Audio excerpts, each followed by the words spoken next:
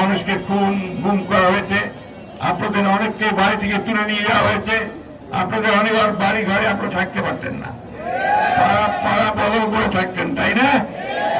সেইখান থেকে আপনার অশেষ রহমতে ছাত্রদের এবং আপনাদের একটা অসাধারণ একটা বিপ্লবের মধ্য দিয়ে আমরা আজকে মুক্ত হয়েছি হাসিনার হাত থেকে। হাসিনা দেশ থেকে পালাইছে ঠিকই, কিন্তু শয়তানি ছাড়ে নাই।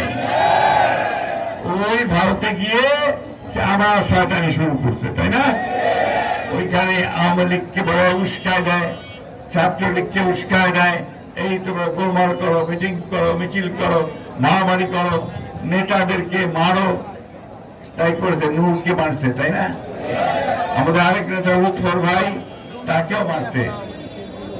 আপনারা সাবধান থাকবেন, যদি আপনাদের কারো উপর কোন হাত পড়ে, ওই আওয়ামী লীগের সেই হাত আপনারা ভেঙে দিবেন, সেই হাত একদম ভেঙে দিবেন।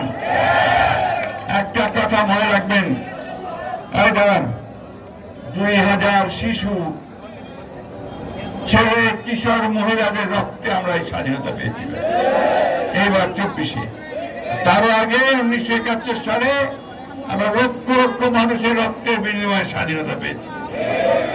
এই দেশটা কারো দানে দড়ায় নয়, তা আমাদের রক্তের উপর দিয়ে পাওয়া দেশ। সেই কারণেই শেষ রক্ত দিয়ে হলেও আমরা আমাদের দেশের স্বাধীনতা রক্ষা করবো।